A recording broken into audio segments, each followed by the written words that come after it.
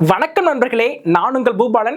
நாம இன்னைக்கு இந்த வீடியோல எதை பத்தி பார்க்க போறோம் பாத்தீங்கன்னா, இந்த பேங்க்ல வட்டி எப்படி கால்குலேஷன் பண்றாங்க, இன்ட்ரெஸ்ட்னா என்ன, சிம்பிள் இன்ட்ரெஸ்டுக்கும் காம்பவுண்ட் இன்ட்ரெஸ்டுக்கும் என்ன வித்தியாசம், பேங்க்ல இன்றைய வட்டி நிலவரம் என்ன, நாம பேங்க்ல நம்மளுக்கான லோனை எப்படி தேர்வு செய்யணும், அதை பத்தி தான் இந்த வீடியோ ஃபுல்லா பார்க்க போறோம். இந்த வீடியோ முடியும் போது இந்த வட்டி பத்தி அனைத்து சந்தேகங்களுக்கும் தெளிவான பதில் கிடைக்கும். வாங்க ஆரம்பிக்கலாம்.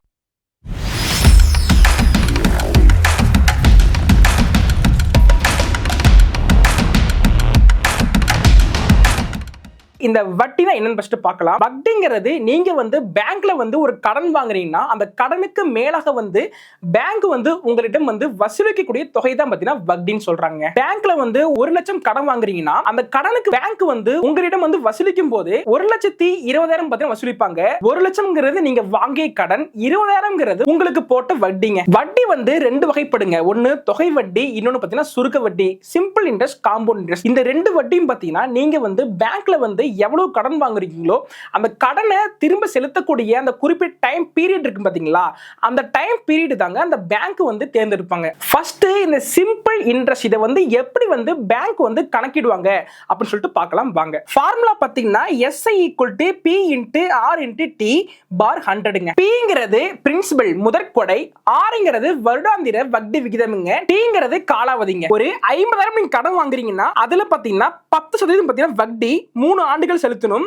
SI = 50,000 × 10 × 3 பார் 100 = 15,000. மொத்தம் செலுத்த வேண்டிய தொகை பாத்தீங்கன்னா 65,000. இது மிகவும் நேர்மையான கணக்கீடுங்க. இந்த ஃபார்முலாவை சில வங்கிகள் பாத்தீங்கன்னா NBFC ல பயன்படுத்துவாங்க. அடுத்து இந்த காம்பவுண்ட் இன்ட்ரெஸ்ட் எப்படி வேலை செய்கிறது அப்படின்னு சொல்லிட்டு பார்க்கலாம் வாங்க. இந்த காம்பவுண்ட் இன்ட்ரெஸ்ட்க்கு ஃபார்முலா பாத்தீங்கன்னா CI = P × 1 = R/100 whole square T - P. இதற்கு உதாரணம் பாத்தீங்கன்னா ஒரு 1 லட்சம் நீங்க கடன் வாங்குறீங்கன்னா அதுல பாத்தீங்கன்னா 10% பாத்தீங்கன்னா வட்டி 2 ஆண்டுகளை செலுத்தணும்.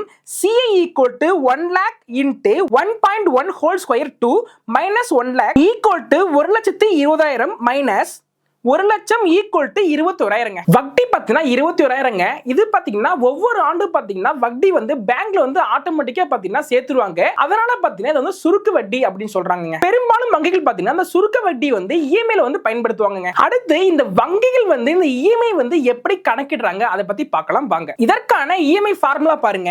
EMI = P × R × 1 + R whole square n பார் 1 + R ஹோல் ஸ்கொயர் n - 1. இந்த EMI கால்குலேஷன் Pங்கிறது பிரின்சிபல் முதற்கொடை, Rங்கிறது மாத வட்டி விகிதம், Nங்கிறது மாதங்களில் செலுத்தக்கூடிய தொகைங்க. எக்ஸாம்பிள் பாருங்க, 5 லட்சம் பர்சனல் லோன் வாங்குறீங்கன்னா அதுக்கு பாத்தீங்கன்னா வட்டி 11%, அதாவது ஆண்டு வட்டிங்க. 3 வருடம் பாத்தீங்கன்னா 36 மாதங்கள். R = 11/12/100 = 0.009167ங்க. N = 36ங்க. வங்கிகள் அந்த வட்டியை கொண்டு பாத்தீங்கன்னா EMI கணக்கிடுறாங்க. முதல் சில மாதங்கள் பாத்தீங்கன்னா EMI ல கணக்கிடும் போது வட்டி அதிகமா தாங்க இருக்கும். போக போக இந்த பிரின்சிபல் கணக்கிடும் போது வட்டி குறைவா இருக்குங்க. இன்றைய வட்டி நிலவரத்தை பத்தி பார்க்கலாம். SBI ஹோம் லோன்ல பாத்தீங்கன்னா 8.45% இருந்து 9.15% பாத்தீங்கன்னா வட்டி இருக்கு. ICICI பர்சனல் லோன்ல பாத்தீங்கன்னா 10.75% இருந்து 14.5% பாத்தீங்கன்னா வட்டி இருக்கு. ஆக்சிஸ் பேங்க் கேர் லோன்ல பாத்தீங்கன்னா 9% இருந்து 10.5% பாத்தீங்கன்னா வட்டி இருக்கு.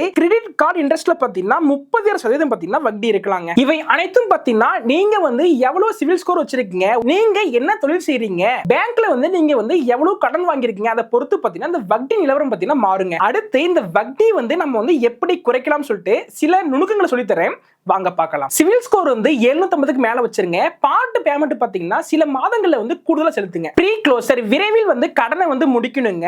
லோன் டிரான்ஸ்ஃபர் எந்த வங்கியில வட்டி குறைவா கொடுக்கறாங்களோ அந்த வங்கிக்கு மாற்றிக்கலாங்க. ஆட்டோ டெபிட் வசதிங்க, தவறாத கட்டணம் வச்சிருக்கணுங்க. நிறைய பேத்துக்கு பொதுவான சந்தேகங்கள் இருக்கும். சிம்பிள் இன்ட்ரெஸ்டும் காம்பவுண்ட் இன்ட்ரெஸ்ட்ல எது சிறந்தது? கஸ்டமருக்கு சிம்பிள் இன்ட்ரெஸ்ட் பாத்தீங்கன்னா ரொம்ப நல்லதுங்க. பேங்க் பாத்தீங்கன்னா காம்பவுண்ட் இன்ட்ரெஸ்ட் பாத்தீங்கன்னா ரொம்ப நல்லதுங்க. இந்த EMI நம்ம தாமதமா கட்டினா என்ன நடக்கும்னு பாத்தீங்கன்னா நம்மளுக்கு பெனால்டி வரும், ஸ்கோர் குறையும், லீகல் ஆக்ஷன் வரைக்கும் பாத்தீங்கன்னா போகுங்க. வட்டியில ஃப்ரீ லோன் கொடுக்கறாங்க அப்படின்னு சொல்றாங்க, அது உண்மையா? சலுகைகள் வழங்கப்படுங்க. மறைமுகமா பாத்தீங்கன்னா ஹிடன் சார்ஜஸ் பாத்தீங்கன்னா அதுக்குள்ள மறைந்திருக்குங்க, கவனமா இருக்கணும். இந்த ஃப்ளோட்டிங்க்கும் ஃபிக்ஸ்டு ரேட்டுக்கும் என்ன டிஃபரன்ஸ் பாத்தீங்கன்னா, ஃப்ளோட்டிங்கிறது வட்டி விகிதம் பாத்தீங்கன்னா மாறும், ஃபிக்ஸ்டுங்கிறது ஒரு அளவுக்கு வட்டி நிலையாக இருக்குங்க. இந்த வங்கிகள் தன்னுடைய கடன்களை பாத்தீங்கன்னா சுருக்க வட்டி, அதாவது EMI மூலம் பாத்தீங்கன்னா கால்குலேஷன் பண்றாங்க. EMI ல ஆரம்பத்துல பாத்தீங்கன்னா வட்டி விகிதம் அதிகமா அதிகமா இருக்கும். அதுக்கப்புறம் பாத்தீங்கன்னா முதற்கொடை பாத்தீங்கன்னா அதிகமா செலுத்தணுங்க. இந்த வட்டி விகிதத்தை கவனமா பார்த்து உங்க தேவைக்கு ஏத்த மாதிரி லோனை வந்து நீங்க தேர்வு செய்யுங்க. இந்த வீடியோ வந்து ரொம்பவே உங்களுக்கு யூஸ்ஃபுல்லா இருக்கும். உங்களுக்கு மேலும் இந்த இன்ட்ரெஸ்ட் பத்தி ஏதாச்சும் டவுட் இருந்தா மறக்காம கமெண்ட் பாக்ஸ்ல கமெண்ட் பண்ணுங்க. இந்த வீடியோ லைக் பண்ணிட்டு உங்க ஃப்ரெண்ட்ஸ் அண்ட் ஃபேமிலிக்கு ஷேர் பண்ணுங்க. மறக்காம நம்ம யோகம் ட்ரெண்ட்ஸ் யூடியூப் சேனலை சப்ஸ்கிரைப் பண்ணுங்க. அப்பதான் நாங்க போடக்கூடிய ஒவ்வொரு இன்ட்ரெஸ்டிங்கான பிசினஸ் வீடியோ பாத்தீங்கன்னா உங்களிடையே வந்து டான் வருங்க. அடுத்த ஒரு சூப்பரான பிசினஸ் வீடியோ பார்க்கலாம். அதுவரை நான் உங்கள் பூபாலன். நன்றி.